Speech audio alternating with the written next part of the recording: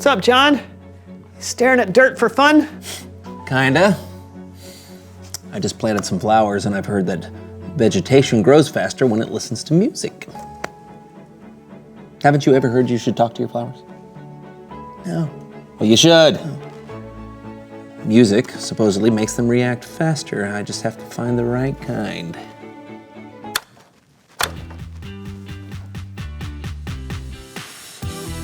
No, nothing there.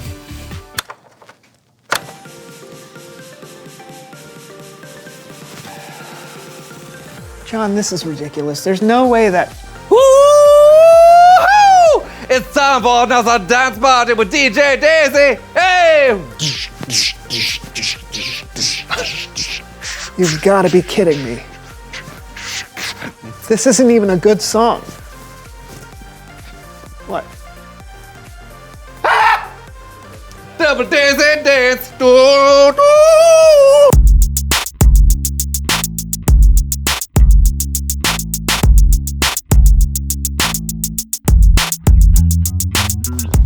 Hello, everyone. I'm John. And I'm your host, Brandon. And this is the This is the Green Garden Call-In Hour, where we're taking your calls and giving you advice on how to make your garden beautiful and verdant. Caller, go ahead. Hi, Brandon. Big fan. What's going on right now? I'm trying to make sure my succulents stay healthy during the upcoming summer months. Do you have any advice on watering frequency? Thanks so much. Love the show. Hey, caller, thanks so much for calling in. My thoughts are that all plants need water, so go ahead and water them all the time, every day, as much as possible. That's terrible advice. Never mind, don't water them, ever. They're smart plants. They'll figure it out. Next caller. Hey, Brandon, long-time listener, first-time caller. I'm trying to plant a blueberry bush, but I don't really know much about soil pH. Is that okay? Why not? As we all know, pH stands for plant hands, which blueberry bushes don't have, so you should be fine. Brandon! We've got to go to commercial break, but we'll be back soon with more insights and tips. You know nothing about gardening. I know! I ended up hosting this radio show somehow, and I still have no idea what I'm doing. How long have you been hosting this show? I don't know, 7 years? 7. Look, How did you get there's this no show? time for this, John! I need help! Could we possibly bring on someone who knows stuff? Okay, sure. Please welcome someone who knows stuff.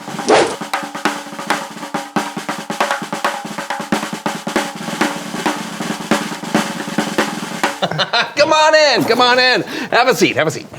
Yeah. Thanks for having me. Just 1 second. And we're back after that short break. We've got a guest with us today. Could you please tell us who you are and what you know? Hi, I'm Lily, and I would say that I know a fair amount about gardening. Great to have you with us today. I am so sorry about this. I don't know anything about gardening, but I have to give these people advice. Is there any way you could help me out? Sure, I'd be happy to. Okay, that's great. Okay. So we've got a caller on the line. You're on the air, caller. Hey, I've heard a lot about composting, but it sounds like a lot of work. Should I try it? Don't. Putting posts in your garden will make it look bad. Composting is when stuff like leaves and food scraps decompose and turn into nutrient-rich soil. Right, so you don't want things decomposing in your garden. That's gross. Actually, you should absolutely give composting a shot. Not only is it good for your garden, but it's a great way to find uses for food scraps that would otherwise just end up in a landfill. So what I'm saying is composting is... a good thing. Exactly. We have to take a quick break. Lily, thank you so much for being on the show. You've proven in one question that you know more about this topic than I ever could. Well, I appreciate the vote of confidence, but I don't think that's true. I think you can know all these things. You just have to study and work, and don't talk on your radio show about things that you're not sure about. Well, thank you for taking the time for helping me understand more about gardening and more about hosting a call-in gardening radio show. Would you be interested in taking over by any chance?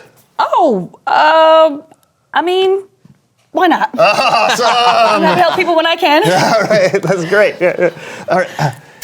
Thanks for tuning into the show today, everyone. This is your host, Brandon, signing off. And this is your new host, Lily, signing on. So when it comes to composting, you want to make sure that your soil is nutrient-filled. You also want to make sure that... Hey, thank goodness Lily was here. I know, right? But I still think posts make for an unsightly garden. No.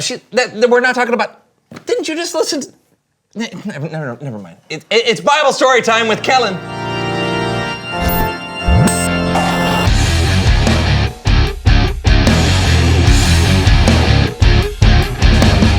Hey guys! Kellen, my man, what's going on today? Today we're going to be talking about a story from the book of Luke, where two men happen to be... I know this song.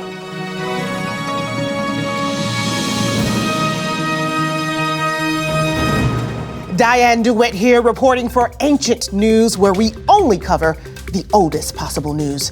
Later, floppy disk. Neither floppy nor disk. But first, since the crucifixion of Jesus, we've heard reports of some incredible things. Some eyewitnesses have even said they've seen Jesus alive. We go now live to the city of Emmaus to speak with one of those witnesses, Cleopas. Cleopas, can you tell us what happened? So, my friend and I were walking on the road from Jerusalem to the village of Emmaus. We were talking about all the stuff that's been going on in Jerusalem, when this guy comes up to us, and he asks us what we're talking about. We're like, you don't know?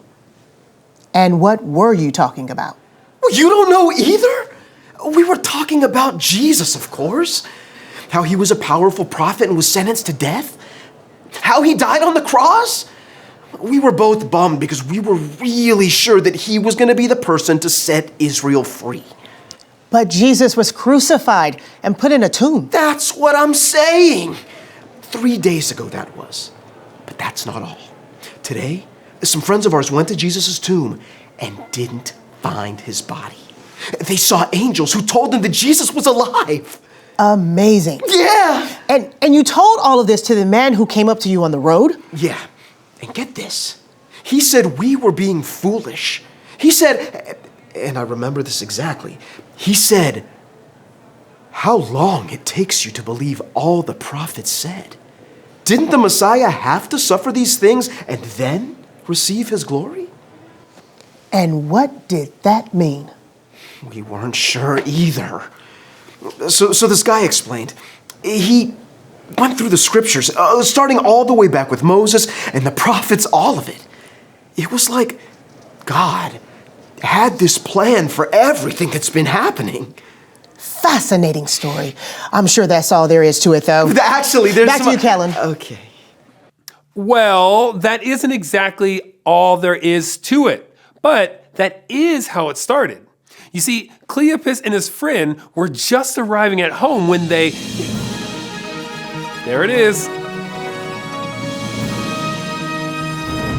We're back with more Ancient News. Later, silly bands can actually be used as rubber bands. Maybe they're not so silly after all.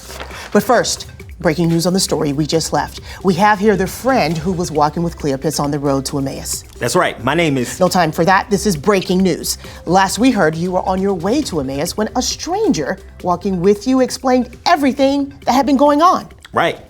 And when we got to the place we were staying, he wanted to keep walking, but we wanted to hear more. So we begged him to have dinner with us. And did he? He did. We sat down right here in this room, and that's when things got really crazy. The guy blessed the bread, and the second he broke it, we could see who he really was. And he was? Jesus. Shocking. Yeah, he was alive just like our friends had been saying. And then, just like that, he disappeared. So Jesus himself had been walking with you that whole day? The entire time. But after he vanished from dinner, Cleopas and I booked it back to Jerusalem because we had to tell the disciples what we saw. I'm being told we have one of Jesus' disciples, Simon. Simon, is all this true? Is Jesus alive? Yes. Absolutely fascinating. Jesus of Nazareth, once dead, now alive again. And still taking the time to help people understand why he's here. Incredible. Thank you so much for sharing your story with Ancient News, Cleopas' friend. Actually, my name is... Time for a break. Up next, where exactly is Waldo? I'm Diane DeWitt for Ancient News. Back to you, Kellen. Wow, that is some really good news right there. It's incredible enough that Jesus came back from the dead, but he wasn't done. He took the time to show himself to some of his followers and explain what God was up to people who might have been confused. He helped people understand. That's another way Jesus was humble. Yep, and it's a way for us to show humility too. When we understand something and someone else doesn't, we can be patient with them and help them learn. Like you do for us, Kellen. Yeah, right. And like Lily did for you in your radio show. Oh, yeah. Hey, thanks for the story, Kellen. No problem. I'll see you next time. You know, I feel like I understand a little bit more about humility now. And I understand more about gardening, but I've given 7 years of bad advice. Just think of all the dead plants. Yeah. Reveal the question. Whoa, hey, great. Today's question is, when has someone helped you understand something? Yeah, every day of my life. Yeah. I mean, there's so much stuff going on all the time. Oh, like kids can explain to me how to install apps on my phone. Mm-hmm. Oh, I just learned from a podcast yesterday why you should never eat undercooked chicken. Oh, no, that's good for you. It's chicken sushi, they call it. What? No, you know sushi. Nothing about cooking either, do you? No, I don't. Okay, that's all we got this week. We'll help you understand. We'll help you understand some stuff again next week, we hope. Yeah, until then, I'm John. And I'm Brandon. And this was the So-and-So Show. See you soon. See you soon. Do not eat undercooked chicken Are or you raw chicken. Don't eat any of it. Are you sure? I am 100% positive. All right. Yeah. It's time to get our dirt on. I'm DJ Daisy. And I am Dan D. Lion. Kick it, scene.